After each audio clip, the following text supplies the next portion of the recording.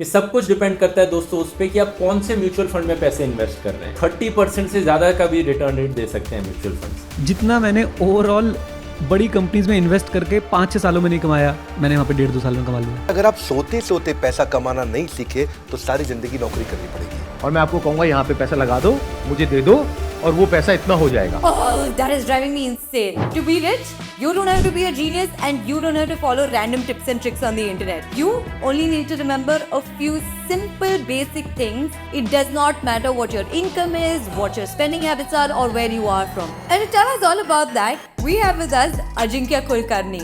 He has raised over $20 million. He's one of LinkedIn's top voices and one of India's leading money experts. And you're watching This Sweet Spot. Especially in India, people are like, money is a very social topic. People discuss it very casually. That's the problem, right? Someone tell me, ये stock अच्छा है, ये mutual fund है, and मैं कर दूंगा, and मैं rich हो जाऊंगा. Unless you have a eye on a 1 crore salary or you are in that range, you cannot retire. Even if I used to travel overnight, I used to travel by sitter, not by slipper. I used to go to local bus stands to get fresh, actually have bath, because anything can happen. So people saw that trauma. What if I just die? This episode single-handedly changed how I think about money. What I learned is supremely basic and simple, and yet one of the most profound things that get ignored about money. Whether it's saving money, investing it, spending it, or getting rich, it boils down to this simple advice. Ajinkya tells us how each of us can be on the path to our rich life and be happy with the decisions that we make on our money. Ajinkya, welcome to the show. Thank you. Are you ready to get started? Yes. So we'll start with the mildest sauce in the beginning, then we'll go towards the spiciest sauce there is. And in between, if the spice gets to you, you tell us the magic words, hit me with the sweet spot, and you'll be rescued with your favorite dish. Wait. Oh. I don't think I'll try these two. I'm serious.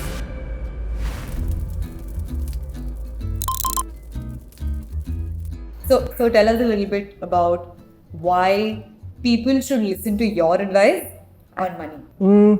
Okay, I've been writing about personal finance on LinkedIn for 2-3 years. Okay. That's one. Second, I'm running a wealth business. So I've been talking to a lot of users and have seen it a lot closely, right? And third, I'm not some sort of like I'll not call myself an expert. I'm more of a teacher. I've gathered, I share what I've gathered from others. I won't spend like 30 years in the industry, right? But I'm a quite good observer, I think, and I'll share that. I hope it is relevant, and it's generally relevant. I've talked to a bunch of users. I think I've spoken to about 400-500 users in the journey, understanding probably how they invest money. Okay. What do they think? What do they do? So managing money is very psychological. So more perspective generally help, and I'll try to share more perspective. Wow. Yeah, please Take tell. a second. So I'm hearing two things, right? Yeah, you've been sharing your insights about personal finance, and you also like sharing. Tell us a little bit about why is personal finance so close to you? Why are you so interested in that, and the reason behind the sharing as well? Well, to be frank, I wasn't something into it very strongly. Okay. When I came across the idea of Fintel, it sounded very exciting. And as an experiment, we started writing on LinkedIn. And it gives good visibility also, and a lot of people started asking questions. So I started researching more, and that just led to that cycle, right? Other than that, I don't think I'm not someone who had interest in personal finance just by myself, just out of curiosity. Once I got into it, when people started asking questions and you start asking them just out of curiosity, where do you invest money? Why do you?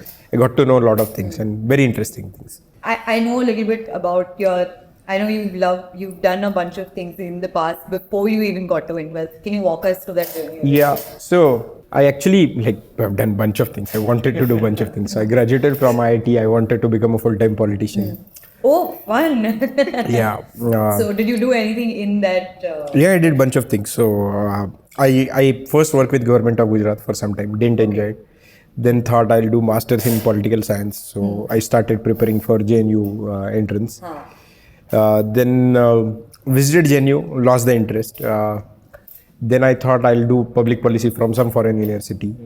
So in the meantime, I was just figuring out what to do. I came back to my father's business, started learning the business because I wasn't sure how to go about it. How to, like, there is no clear career path for a politician, right? Then I thought I will probably do a public policy from outside, and for that I probably need to work in an NGO for 2-3 years. So I joined the NGO full time in Eastern Maharashtra. It's an Naxalite area. Okay. There I realized, and I was just excited, and I'm really not like I personally have a lot of wants, needs, and something, and if I and I need money for that, and if I keep doing it, then there is no service kind of a very there is no piousness in me, right? So there is no point me doing it. And that's when I love the honest admission. Yeah. So that's when I said ki if I keep doing this, I'm going to end up like some big hypocrite, and I don't want to do it, right? And all my ambition or wanting to do in politics or public policy was stemming from idealistic sense of saying this is a way to change society, etc. Okay. So I thought I'll start a startup. In the meantime, I also campaigned for a political party, right? Full time. I was campaigner. Must have been pretty interesting. Yeah. I've sloganed on the streets 12 hours a straight, 12 hours, 6 days a straight. But yeah, quite interesting time. So I explored and then came back finally saying, look, I want to build something. So all this journey was saying, ki, I have needs. I don't know, like, if I don't, like, I'm not satisfied, I'll probably get corrupt or a bunch of like things. And so I said, I don't want to do it then, right? Then I started my first startup. It didn't work out, but learned many things. Then it got acquired. Then I worked at a couple of startups and then started Wilt Wealth, right? Very, very interesting journey. Why are people so scared to talk about money openly? I don't think people are scared actually. I mean, they are not comfortable, I mean, with strangers, but it's like, and especially in India, people are like, money is a very social topic. But, and this is what I've learned from my friends in US, nobody discusses money there, right? Yeah. But in India, it's quite a thing. People discuss it very casually. That's the problem, right? The most... Kamate ho and then... नहीं कितना कमाते कौन सा stock कौन सा ये मतलब it's very like it's kind of a game that people like to participate in, right? And that strikes the conversation rather than it being something very important aspect of your life which you have to manage very seriously. That kind of tone of the conversation is missing, rather कि कौन सा stock अच्छा भागेगा ये बहुत ज़्यादा होता है. In fact, I have seen in when I was working in couple of startups among my colleagues, there wasn't a serious discussion about how money is going to change your life, how you should think about money. There was nothing generally, and I don't see that being discussed.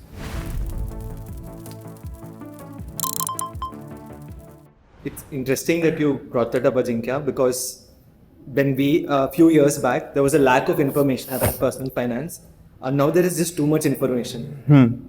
So what should people do to get started with managing their finances? Generally, like, there are two starting points in a wealth journey. People are extremely greedy, saying I have money lying. They hear some friend making 10x in some stock. So that's one starting point. Or second, a down point where they realize I haven't done, like, I've screwed my finances probably, right? And it's time to get serious about money. And it could be you don't have enough money to spend on your marriage, or there is some family emergency, you have to take personal loans or something, right? A good way to start is knowing that, like, see, human brain is wired to be short term, right? And more long term you think, more benefits you reap out of, right? Good way to start is basically understanding that I don't need it today, but this is going to be very serious for me. Like, you don't need to start today, and that's the best point, right? And when I mean I don't need to start, you just don't know, but you actually have to, right? So I think if you start from there, then there is no pressure.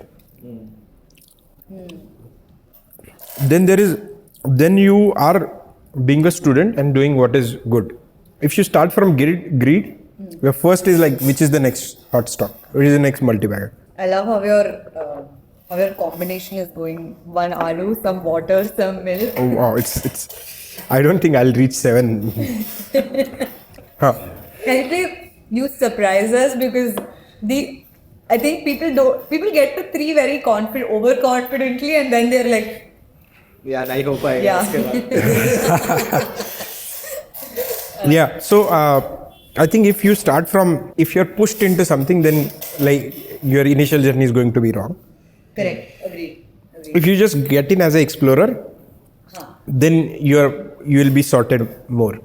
But either way, it's better to get pushed, or like it is better to start in some sense. Yeah, it's better done than not at all. Yes. What I'm hearing you say on some level is people get started because of social pressure and insecurities that my ex-family member bought a house because and then they go back to saying, oh, because they invest in this stuff. Yes, yes, because something. they do this. It is, and also people think about spending money in a very expenses mindset and a very wants mindset. They want everything. Okay, I'll just have this. Hit me with the sweet spot. Go for it. Yeah. Please go ahead. I was gonna let you So I was just saying that they do not think of money as they can't split money into needs and wants. Everything is a want, and the want comes from the insecurity of someone else having it. It doesn't come from the reality of wanting it. Like, for instance, I never want to buy a house, but I will probably feel like if my peers bought a house, or if my mom is like, no house, so you have to buy a house. Like this is a necessity. I will be like, okay, now everyone's putting pressure, I'll buy a house. But I don't really need a house, and I think it's also smarter on some level. I also think it's smarter to rent. So how do you think about money in a way that it benefits you? Wait. I think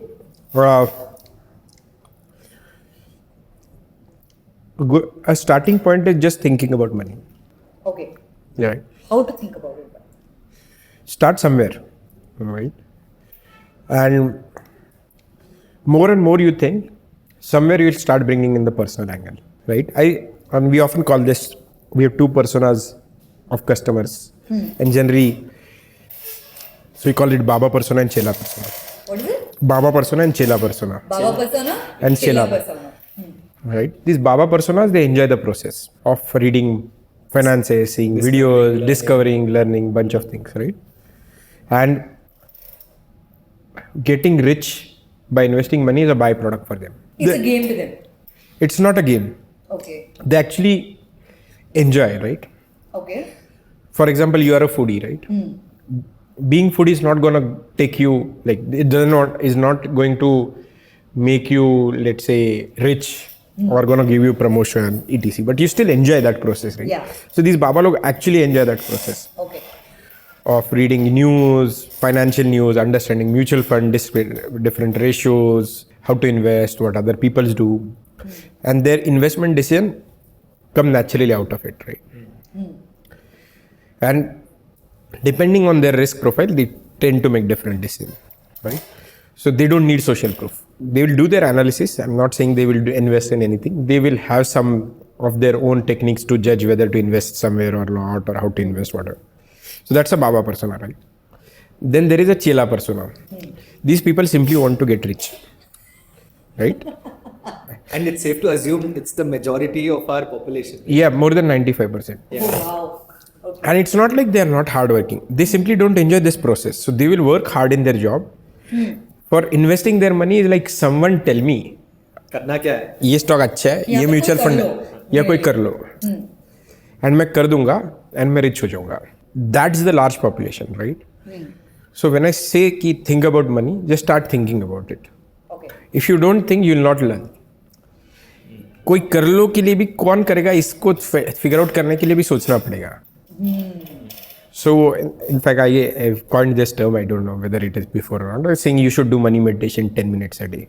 What's money meditation? Just think and figure out what money means to you, what do you want to do, how do you want to invest, what do you expect, what is role of money going to be in your life. But what if you meditate on greed instead of money? Like, that is my, you know what I mean, right? Like, The बहुत पैसे what if I start meditating about money and I'm like, okay, tomorrow I want 1 million, I want BMW, I want house, I want everything, but give me 3 things that you're supposed to think when you're money meditating. No, like you will start thinking and then you'll ask saying this will, you will know that there are a lot of trade-off. There is nothing wrong in wanting 1 million plus BMW plus let's say a 10 crore house. There is absolutely nothing. People should aspire for it. But you got to do then what it takes to be there, right? You got to take all this risk. You should be prepared for downsides, etc. And when you start thinking about it, you're saying, "Yaar, ye mere ko nahi karna." As long as you understand that journey and get on that journey, you'll do okay, right? But people don't think, that's the problem. Agreed. Right? If I ask you at what number you will retire, people will say 100 crores, right? And I've seen this repeatedly, right? People who have thought through, nobody has more than 20 crore as a number. Yeah, in my mind, when you asked me that question, I was like 5 CR. That's my number. Yeah, it could be less actually. Yeah. 5 CR. It's generally between 10 to 20 if you are I'm pretty sure for inflation then. Yeah, for 90% Janta it will be between 10 to 20 is my sense, right? Especially if you want to continue living in a metro city. Whether that number is 5 or 50, both are okay, but you should have a logic behind it. You should have thought through why do you want to, why do you need that much? Why can't you do in half of it, right? Once you start thinking the answer, so then like if you put your brain to think about it and if you keep thinking about it 10 minutes daily, then you'll say, okay, then probably how does then you'll say, okay, who has done it? You learn from them.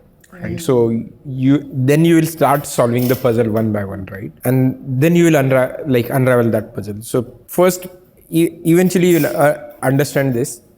If you want to have a large corpus, you have to have a high income. Just by investing, nobody gets rich. Investing own money, I mean, obviously you can invest someone else's money and get rich. No, how investment managers do. I'm saying, we will make them rich also, but you need a large sum of money to get rich, large sum of money to invest. So you should have a path to become that. Unless you have an eye on a 1 crore salary or you are in that range, you cannot retire. Early at least, right? What is early retirement? Like age? It can be anything for it. So whenever you have let's say that magic number, let's say 10-20 crore, you can probably have that by the age of 60. Then you don't need such a high salary. You still need about 50 lakh plus, 60 lakh plus. So you have to be driven, right? So you will need high income, and second, you will always have to live below your means. That is the tough one. Yes. And the salary you get decides how long you will live below your means. Like 60 tak aise hi rahoge ya fir 30 tak. Yeah. So all these things, I mean, then you will start variance, keep from person to person depending on your number. But high income and living below your 2 means. And that is the mantra to getting rich. Yes. But it's not a mantra. It's if you earn a lot and if you don't spend a lot, then you'll be rich. I mean, isn't that... It's the old miser mindset. Yes. Yeah.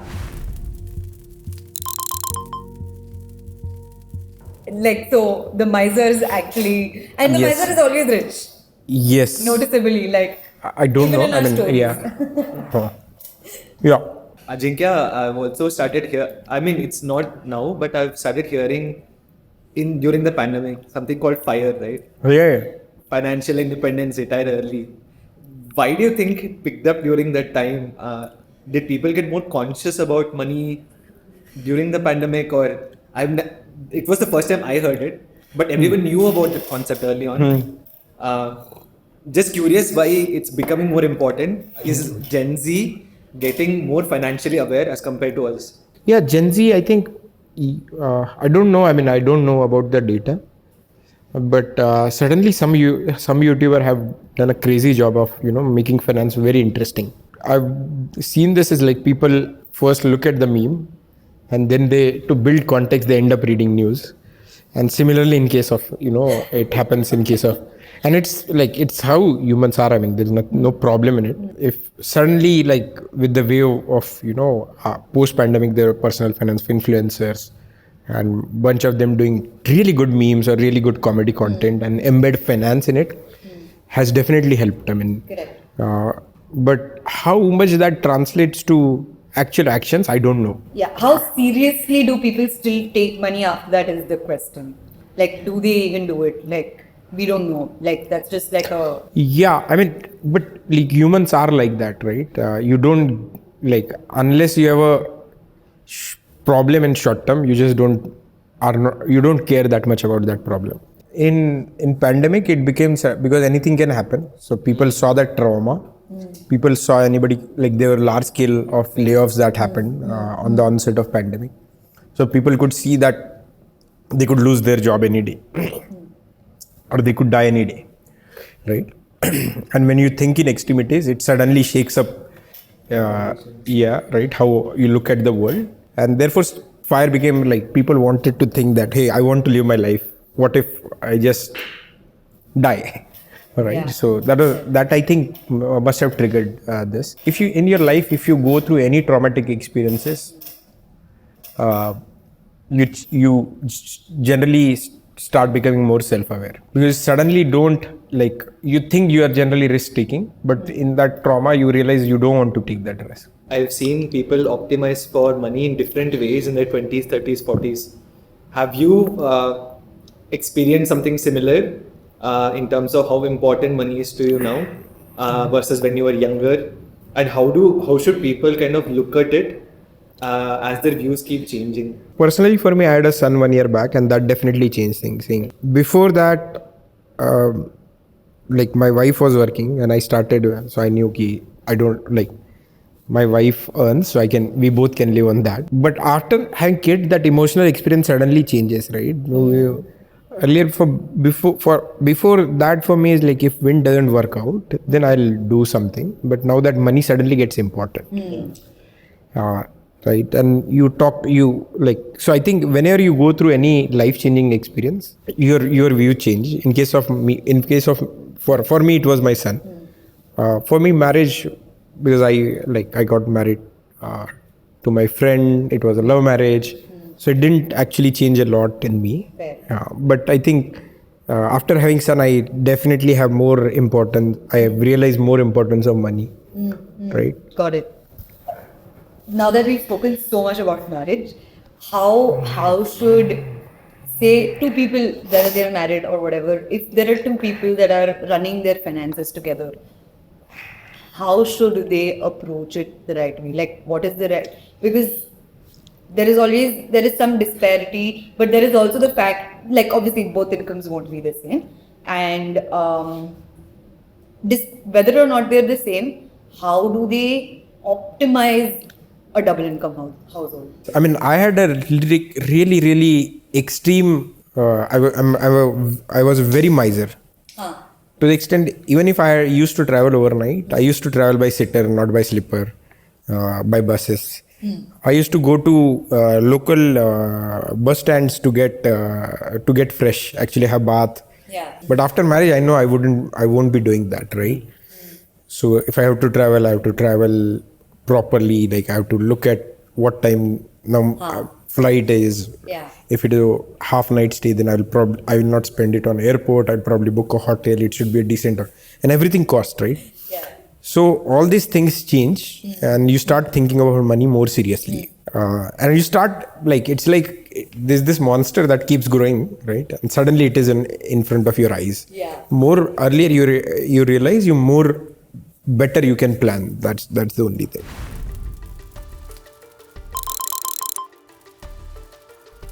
Yeah. Yeah, the main one is the next one. Yeah. This one? No. Yeah, You're going to have fun after this. Okay.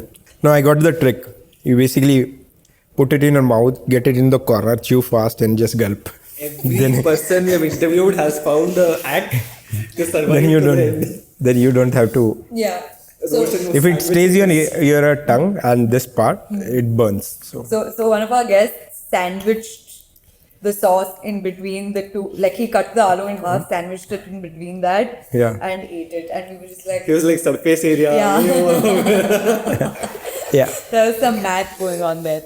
After you have a kid, right? After marriage, things get more serious in a way. You're expected to be more responsible, think about the kid's future in a sense. What's like the simplest way to think about it for parents, new parents specifically? Making it a two-part question. After new parents, also tell us what is the way to think about it for general. What is like for a general audience? 6 to 12 months of expenses. If you are married and you are a single earner, then 12 is better. If you both are earning, then 6 is good. Emergency. And this money should be invested or should it just lie in the bank account? No, you should not look at return for that money. Okay. It should be. It should be liquid. It should be accessible next second. Bank में रख दो 6 महीने का fund. Yes. Don't let it grow. Yeah, FD is okay, or like liquid funds are okay, but don't look at returns on that money. So you earn high, you spend low, you invest enough, and then the fourth major step is never disturb that compounding. So do whatever it takes to make sure that compounding doesn't stop. Okay. So you're saying have money that's already invested and then also No. have an emergency fund. Before you start investing money, make sure whatever money you invest, you don't have to take it out for at least 10 years. So why will you have to take that money? If you lose your job and if you don't have emergency fund, you need to survive, you need to pay rent, you eat food. So you'll take money out of mutual fund. Wrong. If you have a health emergency and if you're not covered by health insurance, then you'll have to take that money. So you take health insurance. Got it. If you die, your family have to take out the mutual funds. So you have term insurance. There is a fad today on investment. Like, you should do this also, you should do this also. And like, see, influencers are obviously giving their knowledge, but they're giving too much knowledge. And people are kind of getting like, acha, ye bhi karna hai, ye bhi karna hai, ye bhi karna hai, ye bhi karna hai. There are 10 strategies. What is the most basic 2 things for investment? Most basic. Now you invest money, right? You want it to compound. So your asset size depends, not asset size, which asset you invest in depends on your investment horizon. For how long you don't need that money. Okay. So if you don't need that money for 10 years, mutual fund is the way to go. Okay. Above 5, generally mutual fund is okay. 3 to 5, you can look at, like generally debt is better. Below 3, definitely debt. Before 6, emergency. So if you want that money back in 6 months, you're not going to invest it. You're just going to park it somewhere, and your criteria is liquidity, having access to that money immediately. No growth. Growth might happen, but it's But not like insignificant. Yeah. In 6 months to 3 years, it is some form of debt. So that is either FD or some kind of debt mutual fund or bonds. Right? Depending on your risk profile. Bonds are definitely risky than FD. From 3 to 5, you can choose whether debt or equity. Above 5, equity is fine, I think. Got it.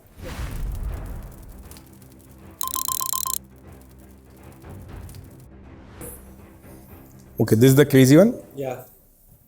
All the best. Thanks. Yeah. Dude, it's really... Oh, I'll have this. Yeah, please go for it. Once you ask for the sweet spot, you're open. If you want one more sweet spot, we'll give you that also.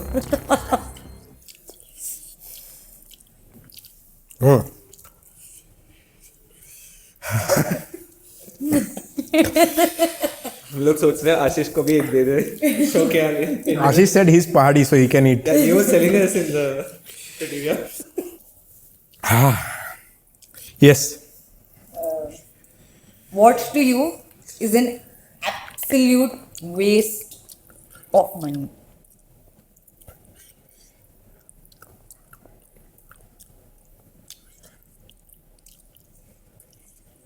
Question process हो रहा है. It's very different for different people. Of course, subjective, but like For me, let's say, I don't like buying expensive clothes, Okay. but I do buy really good shoes and good mattress. Use of Sleep is good. Yeah. I sleep for 8 hours and I walk on with my shoes on. So Okay. I want like good shoes. Yeah, but there is no one answer, I think. Okay. And that's what is, it's personal, right? Fair.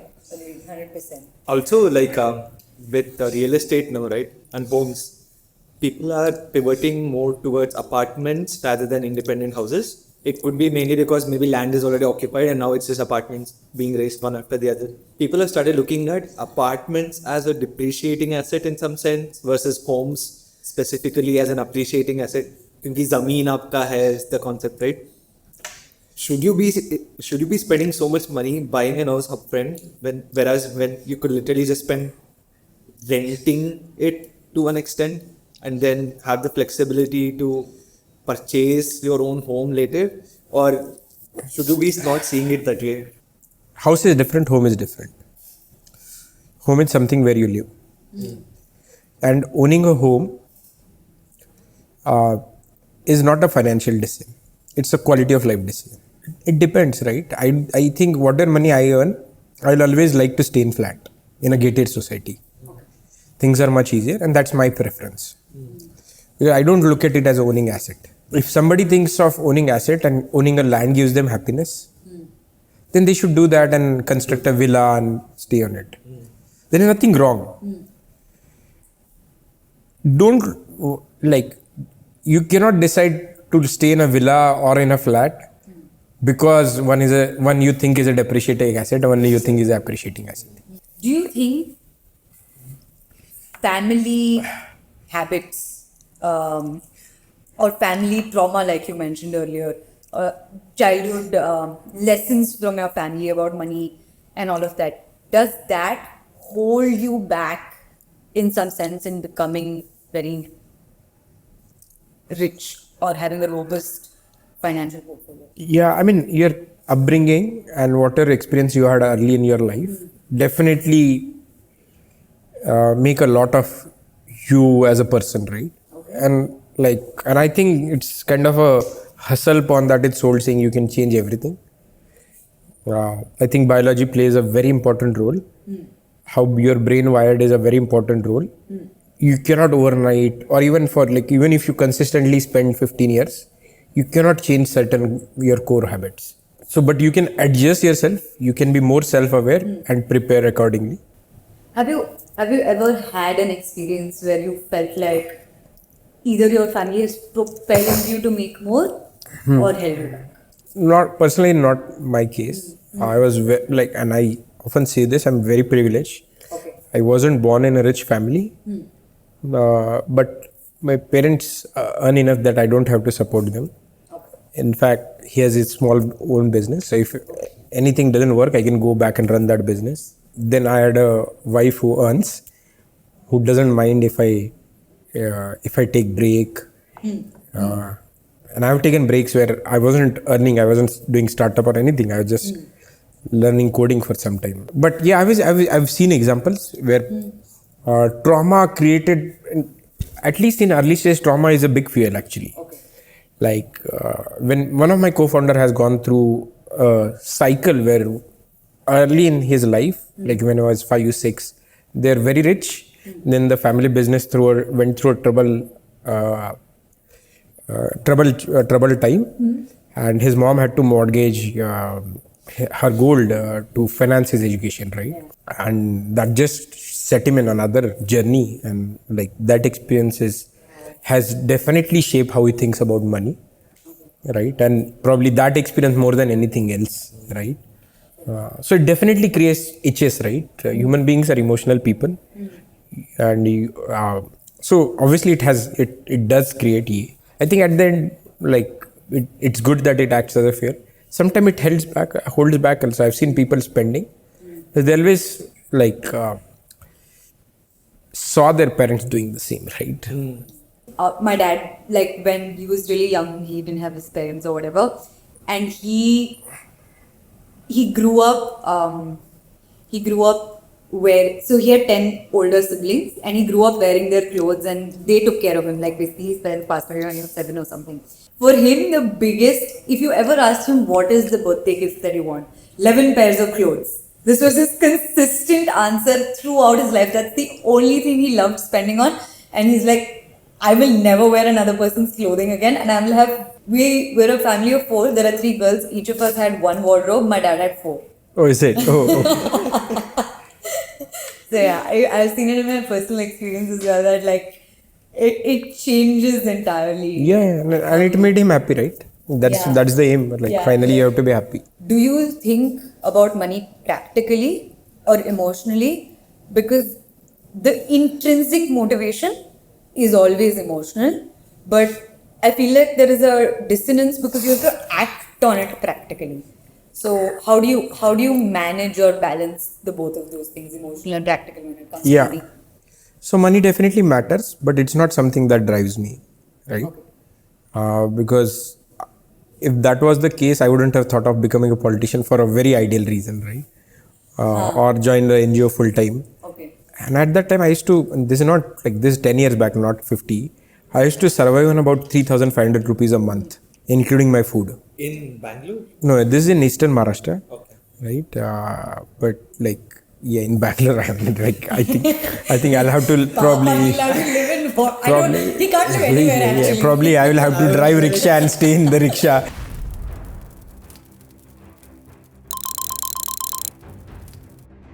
Yeah, so money never drove me, but obviously it's very important. You have to understand how important it is on a personal level. I think a lot of it, and when I say money meditation, is like meditation is about being self-aware. If you're aware, you will need what is a need for me could be a want for you, or like some way other, right? You could say I definitely want this, whether it is want or need, I don't care. I want, let's say I want to have a Mercedes or let's say BMW, whatever it is, and it's fine, right?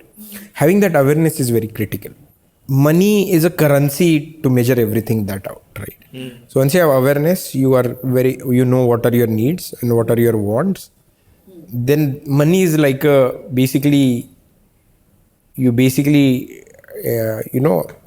it's a scale. It's like, how do you measure in single scale, right? Something. It's a currency, right? So a BMW is probably 1 crore, a house is probably 5 crore, something of that sorts, right? So basically measure the worth, right? But it's at the end still a proxy for the value, right? And if you want these things, then you want this much money. It's also like one thing that amazes me, right, is you can have too much of most of the things. Like you can't have too much of food. Your stomach's gonna complain. You can't drink too much water, or you can't travel too much. You get exhausted. But what I've realized is nobody complains about having too much money. Like there's this want, need, and then I don't know, it goes to borderline greed. You can never have enough money. Yeah. Like why is it like that? Yeah, I mean it's natural, no? You suddenly see a possibility of, if you have let's say 50,000 salary, you wouldn't think of buying a Mercedes. But once you have 50, let's say 60 lakh salary, suddenly that's a possibility, right? And then there is a real question, right? I know someone that's practically well living hand to mouth, but they don't think twice. Their aims are in life going and test driving a Mercedes, wants to buy it on a loan. It really amazes me, like, because you just said like you will not think of buying a Mercedes when you have 50,000. But like I know this person and they confuse me, and which is where my question of emotion versus practicality came, because I'm like, how do you do this? Like, how do you think about it? People are not thinking. That's the problem, right? I know a doctor couple. So one day they made their highest practice, and that was about 20,000. So they went and celebrated and had a dinner of 25,000. This is a real example I'm telling, right? But it was a very thought through decision. So they are very clear that we will live at this. If we get any, and they have health insurance or anything, we will never own a house. We will not save for future, saying ये नहीं, आज मजा नहीं करना है, हमको आज मजा करना है. But ताजमहल करना मतलब फ्यूचर को रिस्क में डालना थोड़ी होता है. They're okay to risk. I'm saying it's also fundamentally okay. I'm okay as long as people are thinking and saying so. One could argue that what if you die at 50 and you have 50 crores in the bank? What does that mean? And you had a terrible job. You earned enough, but you didn't enjoy that job. You never had life experiences and you just died. But such people, when they should not, if they don't cover their future, if anything bad happens, they should not regret doing enjoying that life earlier, right? If you haven't thought through, you will regret a lot. If you have thought through, you'll say, I knew this and I still made that choice. I enjoyed that moment. I had that dinner. And it's okay. I mean, so it's just that with every saving you're depositing in a bank, when you're enjoying it, you're taking out from the bank. And you will find people then on both extremes. People who would have overspent and then regretting later. Or there will be people who wouldn't have enjoyed anything in their life. Your 20s, 30s, you have high energy. Right? There is no point in your 70s going to Europe. It's not that it's bad, and probably it's a good thing for them. People going to Europe, staying in, and they go through some tours and travels, which makes them, let's say if they're Gujarati food, it's in the breakfast, in the lunch. I'm with you, and I can vouch for the fact that we all go on holidays with Gujarati food. Yeah. It's the same. And then you go to that spot and saying, कौन सा वो DDLG का shoot हुआ था. You click a photo, you come down and you move to the next spot. If somebody does it, I don't have a problem. I'm saying as long as you think and do it. Yeah. Right? It's as simple as whether you want to keep a beard or not. Or as simple as what color clothes you are wearing. And there is one famous philosopher saying in long run everybody is dead, right? So The number of times in this episode we've gone to death is... yeah, I think death is very closely related to money.